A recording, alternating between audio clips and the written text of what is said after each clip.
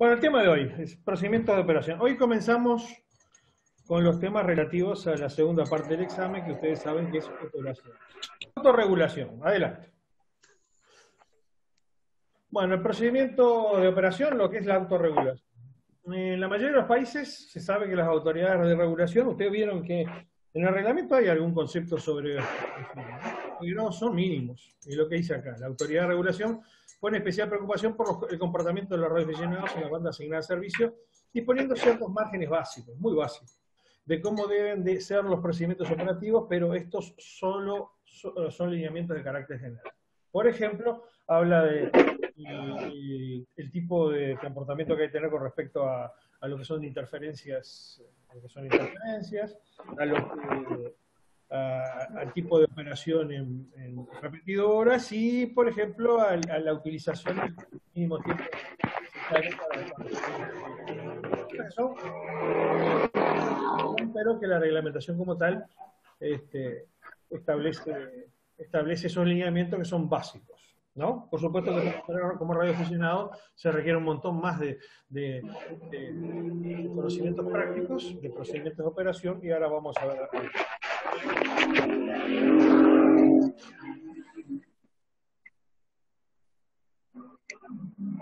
Bueno, porque la práctica de operatividad es ordenada por la propia comunidad de radioaficionados que han establecido con el pasar de los años sus propias políticas.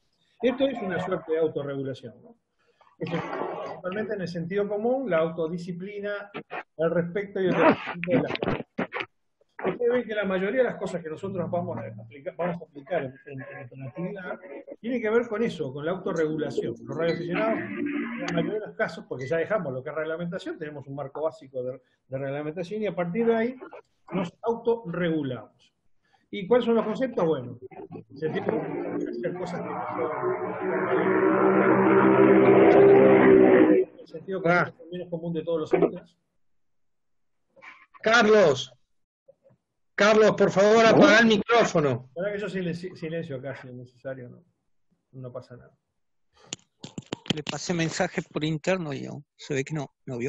Y yo también. Ahí está, dale. Bueno, lo que decía, ¿no? El concepto de autorregulación, y decíamos siempre, el sentido común en general no es el más común de todos los sentidos, pero sí el concepto de autodisciplina de respecto a lo demás y el conocimiento de las normas que dictan la actividad, ¿no? Por eso estamos en eso. Adelante. Muchas de esas normas se adquieren en forma intuitiva, solo escuchando en la forma de los buenos radioaficionados operan. No obstante, ya que muchas veces también son bastante los malos ejemplos, resulta indispensable que los nuevos colegas conozcan ciertos principios básicos y prácticas operativas de uso general. Y en eso estamos. Es cierto, recién cuando en larga charla que hubo al principio por los motivos técnicos que tuvimos, Aldo se refería a que él comenzó como escucha. Bueno, aquellos que comenzamos a escuchar, indudablemente adquirimos este tipo de prácticas, escuchándolas y desechándolas que son malas, que no son la mayoría, en realidad los buenos operadores son los mayores de todos. Pero todo esto se adquiere escuchando y preguntando a gente que naturalmente sepa de lo que habla, porque hay un montón de gente que tiene la capacidad también de hablar y no sabe absolutamente nada, ¿no? Ese es en general el mal que tenemos como sociedad radioaficionada, primero de levantar el dedo siempre hacia los demás sin ningún tipo de conocimiento. Pero en realidad, si vemos cómo se opera, sobre todo en las bandas de DX y demás, vamos a ver cómo son las buenas prácticas de operación y uno aprende mucho de los que operan bien sin preguntar absolutamente nada, ¿no? Solo escuchando. Adelante. Bueno, ética y conducta. Ese concepto que ya hablamos sobre autorregulación, que nosotros en el club mencionamos de autorregulación, es básico, ¿no? La mayoría de las cosas que hacemos como aficionados son autorreguladas. Si bien vieron que hay un montón de gente que se asusta con el tema de regulación, bueno, pero en realidad ustedes saben que el marco de reglamentación es básico y requiere naturalmente cosas que qué banda uno opera y demás, pero lo que tiene que ver con operatividad, la regulación, la hacemos nosotros y la tenemos que aprender nosotros, y por eso estamos en un curso, y por eso se exige incluso por parte de UIT de que haya como principio básico de la capacitación que tiene que tener un operador en el servicio de radioaficionado, es que tenga estos conceptos de operatividad. Bueno, vamos a hablar de ética y conducta. Dale. Bueno, el código de ética de radioaficionado, esto es tan viejo como la radioafición misma, ¿no? Entendemos por ética el conjunto de costumbres y normas que dirigen o valoran el comportamiento de los individuos en una comunidad, en este caso de radioaficionados. Este es un concepto básico de ética, ¿no? Básico y genérico. Allá por 1928, un tal Paul M. Segal, W9 Eco Alpha, SK, fallecido hace un montón de tiempo atrás, sugirió que fuera publicado un código de ética que debería servir como su inspiración moral entre los radioaficionados. Si ahí lo ven, ahí ven a la derecha de la pantalla, ven la primera publicación que se hizo en el año 1928-29 en la revista de la ARRL. Bueno, este hexágono es hexálogo, porque son 6 puntos, fue incorporado en la página de introducción del manual de la ARRL para radioaficionados, creo que incluso hasta hoy día continúa estando allí, cosa que aún día se produce con su versión modernizada. Nosotros cuando adquiríamos aquellos manuales de la ARRL allá en los años 80, que eran bastante viejos, siempre nos deteníamos en eso, o sea, este concepto ya lo íbamos adquiriendo. Adelante. Bueno, el código versaba en aquel momento que el radioaficionado debe ser considerado y nunca operar su estación de modo que pueda molestar a los demás. Buen principio. Leal. Ofrece su lealtad, ánimo y apoyo a otros aficionados y radioclubes locales que lo representan nacional e internacionalmente. Lo de los radioclubes locales tiene que ver mucho, ¿no? Muchos radioaficionados que no se dan cuenta del valor que tiene la asociación y las asociaciones y estar asociado a un radioclub y el papel que tienen los radioclubes a nivel mundial, sean cual sea. Progresista, procurando mantenerse al día de los avances tecnológicos con una estación moderna y eficiente que se esfuerza en manejar impecablemente. Dale. Amigo de todos, y opera despacio y con paciencia cuando es necesario, aconseja y apoya al principiante y siempre presta su asistencia, cooperación y consideración a los intereses de los demás. Este es el estilo de verdadero radioaficionado. Y además se dice que es disciplinado, la radio es su diversión favorita y jamás permite que se le distraiga de sus deberes familiares, laborales, escolares o sociales. Dale. En algunos casos eso a veces nos hemos olvidado. Voy. Dale. Habemos algunos locos que en algunas oportunidades nos olvidamos. Y después es patriótico, ya que con su estación y su conocimiento siempre está listo para servir a su patria y a la comunidad que los rodea. Adelante. Esta es una vieja versión de 1928 del Código de Conducta y hoy hay una versión mejorada, ¿no? Que la vamos a ver más adelante. Ahora, dice, en la publicación citada anteriormente se ejemplariza acerca de ello diciendo: la ética determina nuestra actitud, nuestro comportamiento general como radioaficionados, tiene que ver con la moral, es su principio. Dale.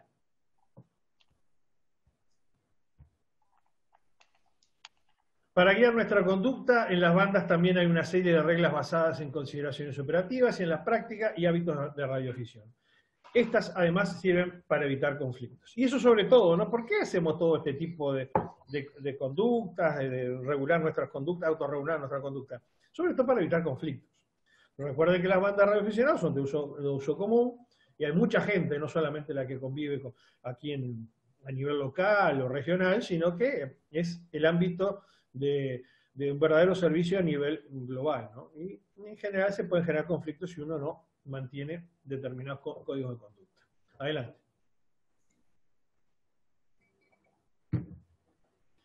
Bueno, dice sentido social y espíritu fraterno, somos muchos y estamos todos haciendo radio en las mismas frecuencias, nunca estamos solos. Esto es básico, ¿eh?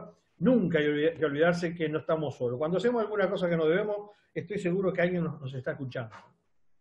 Tolerancia. No todos los radioaficionados compartirán sus opiniones, comprenda que habrá gente con visiones distintas. Esto es básico también, ¿eh? Es decir, mi opinión no es la opinión generalizada, y hay gente que a veces no va a estar opinando como yo. Adelante. Bueno, modales, jamás emplee lenguaje grosero, palabras ofensivas en las bandas, contrólese en todo momento. Ustedes saben que a los radioaficionados como tal nos chocan el lenguaje soez. Escuchamos y no es porque seamos moralistas ni cosa le parezca, porque en general en la vida privada cada uno habla como quiere y de repente habla mal, pero cuando nos ponemos delante de un micrófono con relación a algún otro servicio, hablamos correctamente. Y si no se hace de esa manera, nos choca. Comprensión. Entienda que no todo el mundo es tan inteligente, tan profesional o tan experto como usted. Actúe positivamente preguntándose cómo puede ayudar a corregir o enseñar. Adelante. Principio básico, escuchar y que después sigue, escuchar. Adelante. La radioafición entra por el oído. Básicamente, la radioafición entra por el oído. La premisa después, entonces, aprender a escuchar. Ustedes saben que todos escuchamos, todos oímos, tenemos la capacidad de oído en general, ¿no? Pero eso no significa que sepamos escuchar. En todo el desorden de la vida hay que aprender a escuchar, y particularmente en esto, porque nuestro desarrollo va a ser escuchando básicamente, ¿no? Se puede aprender mucho escuchando, pero utilizando su espíritu crítico, ya que no todo lo que se escucha en las bandas son buenos ejemplos, ni todos son procedimientos operativos correctos. Ya lo hablamos por segunda vez. Además, el buen radioaficionado escucha mucho y habla, o manipula o transmite poco. Este es un principio básico. Todos los mejores radioaficionados del mundo limitan sus transmisiones al tiempo básico necesario. No hay buenos radioaficionados que hablen, estén transmitiendo constantemente, sino aquellos mejores radioaficionados son los que utilizan el tiempo para escuchar y transmitir lo estrictamente necesario. Adelante. Uno de los peores errores que puede cometer un principiante es comenzar a transmitir sin primero escuchar. Escuchando previamente las bandas se aprende cómo y cuándo se debe transmitir y la manera correcta en que debemos expresar en la radio. Eso es básico también, sobre todo por gente que puede venir de algún otro servicio y trae alguna modalidad que va a resultar totalmente extraña. Por eso insistimos básicamente de que ustedes ven que en los manuales, de que empezamos a hablar, esto es un servicio, es distinto a cualquier otro. Toda cosa que se traiga hay que dejarla y empezar a aprender cosas nuevas. Y escuchando es como aprendemos sobre todo la modalidad, las modalidades y las cosas que hacemos los radioaficionados, ¿no? Que deberíamos hacer de forma correcta. Se aprende cuál es el momento correcto para intercalar oportunamente las transmisiones e incluso cuándo dejar espacios en blanco al transmitir. Ustedes saben que la radio también es silencio. Un silencio a veces mucho más expresivo que 1000 palabras. Y bueno, incluso desde el punto de vista operativo, sabemos cuándo, aprendemos cuándo tendremos que transmitir y cuándo nos tenemos que estar callados, ¿no? Adelante. Además, se percibe la forma cómo operan las estaciones con las que se quiere comunicar y aprecia las condiciones de la propagación para evaluar si es factible la comunicación y determinar cuáles son las regiones del mundo que se reciben con claridad, así como identificar previamente las estaciones que se oyen. Oyendo es que yo puedo hacer todas estas composiciones del lugar, ¿no? Saber cómo opera el otro, para saber dónde intercalar mis transmisiones y demás. También aprecio lo que es la condición de propagación en determinado momento. Todo eso se hace escuchando, ¿no? Eso se hace escuchar, en forma práctica, escuchar. Sin embargo, el motivo principal del deber de escuchar antes de transmitir es asegurarse de que nuestra transmisión no irrumpirá o perturbará a otras estaciones que estén usando la frecuencia. Principio básico: antes de abrir la boca en cualquier frecuencia, uno escucha. No pregunta si la frecuencia está vacía, escucha, ¿no? Adelante.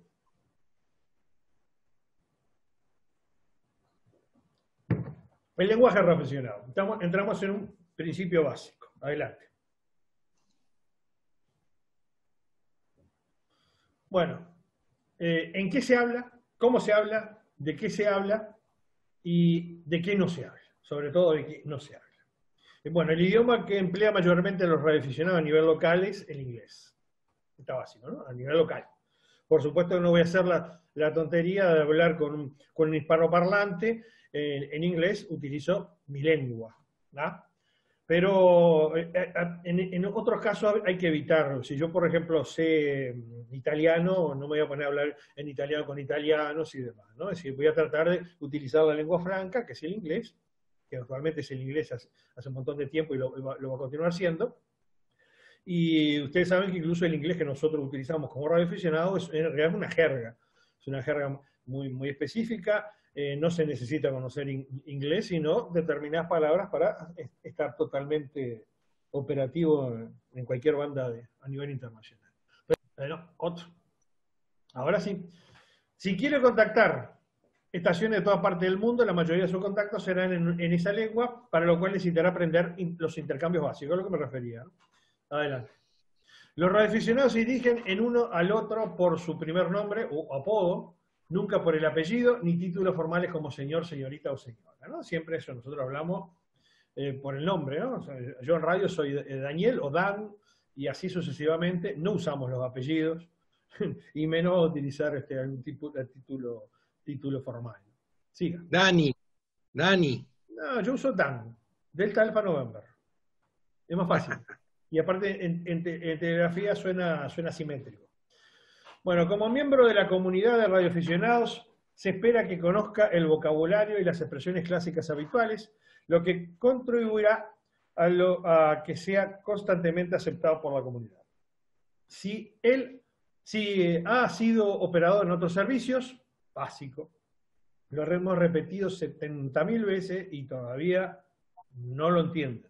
Elimine ese lenguaje de su memoria y en su lugar aprenda el lenguaje coloquial propio de la radioafición. 1000 veces lo hemos dicho, ¿no? Bueno, en sus contactos utilice el código Q correctamente, evitando su exagerado uso en telefonía y utilizando expresiones habituales que todo el mundo entienda. Use observando la misma advertencia que en el caso anterior, con cualquier otra expresión común, tales como 7388 o M y L, etc. Y utilice únicamente el alfabeto fonético internacional. Los tópicos de conversación siempre deben estar relacionados con la afición de la radio, permitiéndose también temas personales de los operadores que intervienen, y evitando todos los otros temas que por reglamento nacional e internacional hay que evitar. Adelante.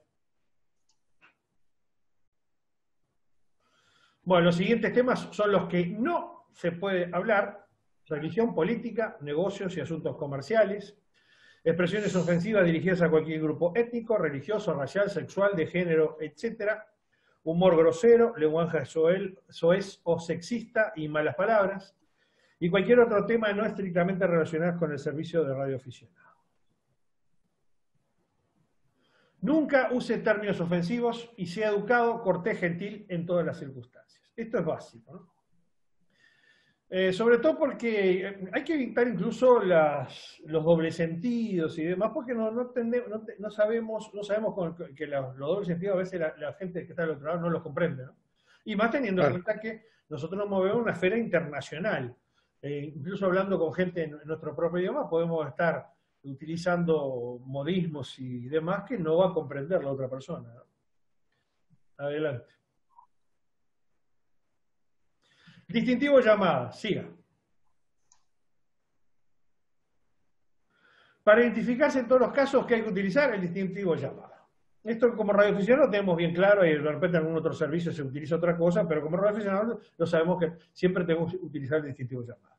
Y no debemos empezar la transmisión identificándonos a nosotros mismos, el interlocutor, por el nombre personal o apodos. Pepito, hola Pepito, ¿cómo andás? Esas cosas hay que evitar. Identifíquese siempre con su distintivo completo, no solo usando el sufijo, no un FU, sino CX1FU. Identificarse de esa manera es antirreglamentario.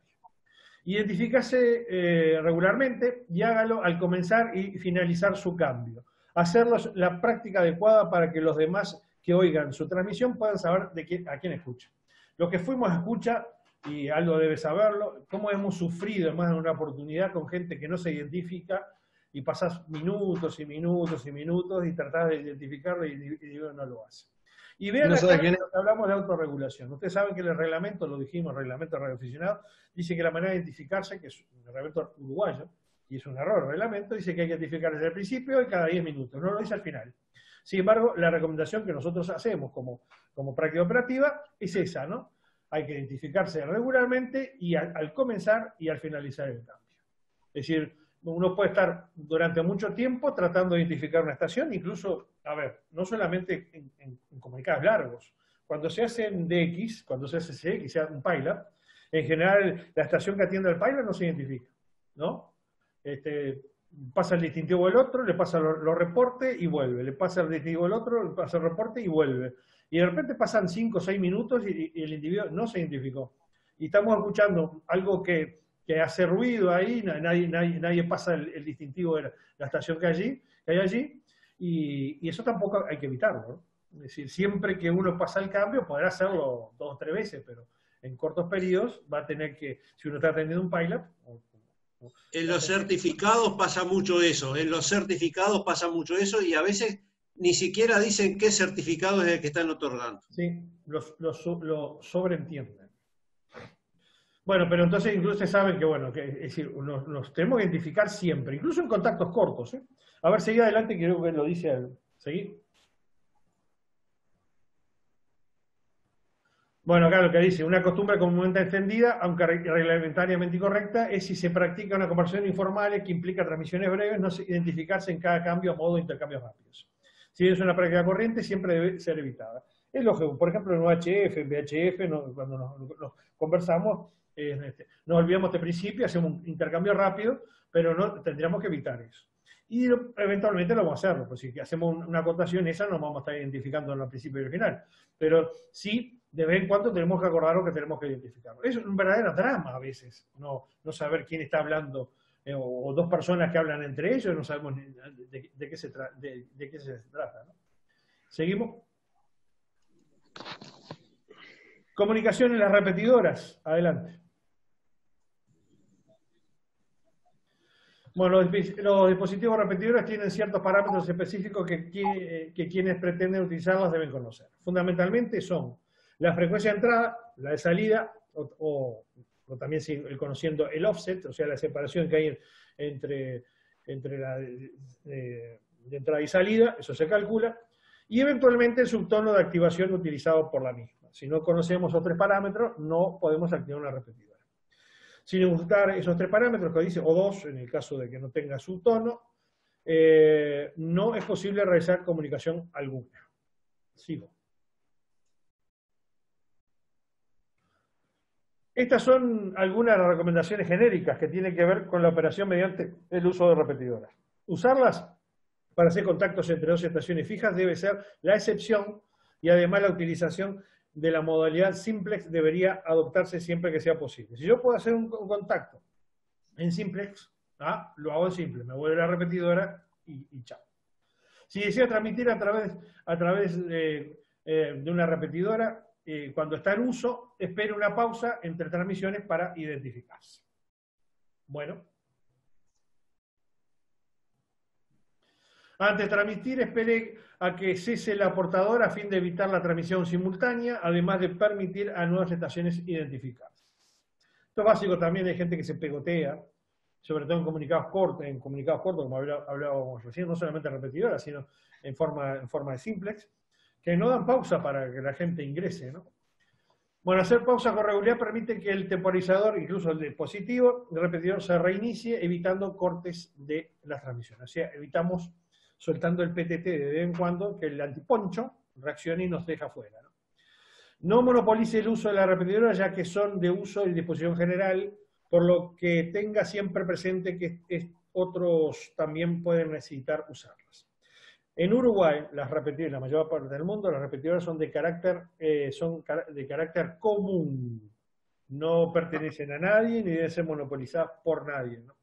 Ustedes saben que hay 2 tipos de repetidoras, las comunes y las experimentales, y las comunes tienen que estar tiene que ser de conocimiento propio todos sus parámetros y aparte tienen ese criterio. Pueden ser utilizados por cualquiera con permiso habilitante. Adelante. Al hacer contactos a través de una repetidora, sea breve y sea específico, sobre todo breve, no debe usarse con temas meramente personales como si fuera su propio sistema de mensajería. Yo cuando hablo de esto, había casos, luego casos que alguno puso una repetidora para conversar con la señora y decir, haceme el canelón esta noche y demás, ¿no? No interrumpa un contacto a menos que vaya a ser un aporte significativo. Eso es básico en todas las cosas. Interrumpir en el aire, al igual que si lo hiciera en persona, es de mala educación. Interrumpir una conversación y sin identificarse no es correcto y además puede constituir una infracción. ¿Vamos? El CQ en telefonía. Vamos a ver qué es el CQ y cómo se realiza. Bueno. Hable siempre con claridad y pronuncie correctamente todas las palabras. Esto es básico en toda comunicación, pero más que nada en un CQ. No dé su distintivo más de 3 veces durante un CQ. Es tedioso, aburre y con 3 veces alcanza y sobra. Sobre todo si la otra persona, las personas que están escuchando, tienen la práctica suficiente como para hacer un contacto a nivel de X o lo que sea. Para codificar su distintivo durante el llamado, que hay que utilizar el alfabeto internacional fonético, no otras cosas. A veces se puede utilizar alguna otra cosa, pero el alfabeto fonético permite de que el otro me comprenda. Es preferible hacer varios llamados cortos a uno muy largo. Un llamado excesivamente largo puede predisponer mal a quien los esté escuchando.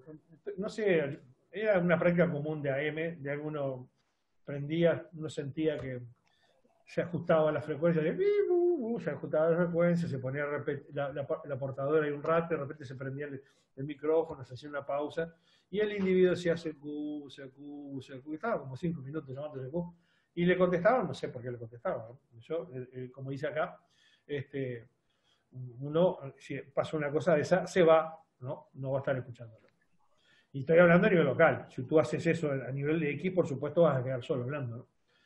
No finalice un CQ diciendo cambio, y esto es básico, porque cambio, ¿qué significa? Ceder la palabra.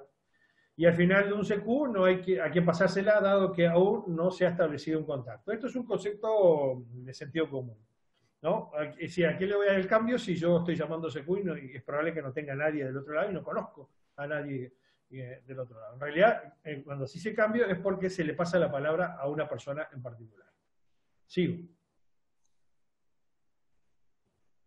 Nunca finalice un CQ diciendo QRZ, eso es una cosa horrible que se hace mucho en concursos, porque aquí QRZ, el verdadero significado de QRZ es ¿quién me llama? Es un llamado.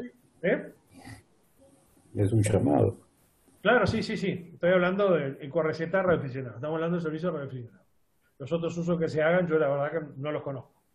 Bueno, y si yo estoy llamando CQ, ¿cómo voy a decir QRZ si yo no sé si me está llamando alguien, ¿no? Si en realidad QRZ debe usarse exclusivamente cuando yo tengo el sentido de que alguien me está llamando. Si llama CQ y quiere escuchar una frecuencia distinta a aquella a la que está transmitiendo, finalice su llamado indicando la frecuencia. Por ejemplo, llama y escucha, lo que se dice, 5 o 10 kHz arriba, según sea el caso.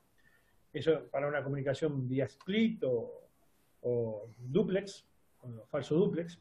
Este método para comunicar se denomina frecuencias separadas o split en inglés, y verifique siempre que las frecuencias en la cual pretende escuchar, así como la frecuencia en la que llama CQ, que tiene que estar libre, ¿no? No va a ser como algunos que se ponen a formar un pilot y no escuchan que las frecuencias que eligieron, no solamente la suya está vacía, sino las que va a utilizar para la escucha también, ¿no? Adelante.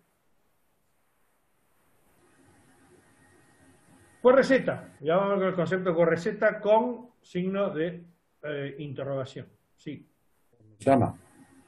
QRZ es en sentido interrogativo. Bueno, el QRZ en sentido interrogativo, o QRZ así con el signo de interrogación, como se transmite en telegrafía, y si no, cuando se hace en fonía con la entonación adecuada, ¿no? QRZ, significa quién me llama y no otra cosa. No significa quién está en frecuencia, ni hay alguien por ahí, ni mucho menos, por favor, llámeme.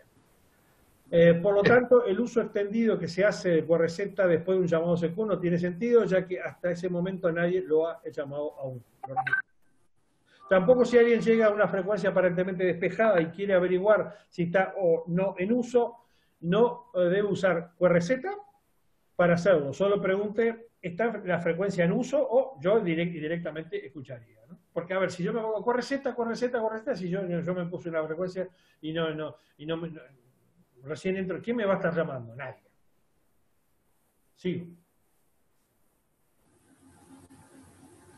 Si ha estado escuchando una estación en particular que no se ha identificado durante un buen rato, esto pasa también, y quisiera saber su distintivo, lo usé. QRZ, pues, puede decir su distintivo, por favor, o por favor identifíquese, o agregando su propio distintivo. Eso pasa en los concursos que uno está llamando ahí, y uno pasó rápido y no escuchó, y dice, QRZ, yo no te estoy llamando a ti, yo te estoy llamando en forma genérica. Adelante. Otro uso incorrecto de QRZ es estoy llamando CQ en un concurso, una estación sintoniza mi frecuencia y habla al final y escucha al final de mi QSU, lo que acabo de decir, CQ, pero sin escuchar mi distintivo y cualifica ese QRZ, totalmente equivocado, nadie ha llamado a esa estación y tan solo tiene que esperar mi siguiente cambio para escuchar mi señal distintiva. Es que escuchar. Pero eso ocurre, ¿no? Hay gente que le entra un vértigo en un concurso y no tiene la posibilidad de escuchar, ¿no? Entonces dice QRZ. Otras expresiones similares, por lo graciosas pero incorrectas, son QRZ está la frecuencia en uso o QRZ la frecuencia, cuando la forma correcta debería ser está la frecuencia en uso. Sigo. Y acá nos quedamos.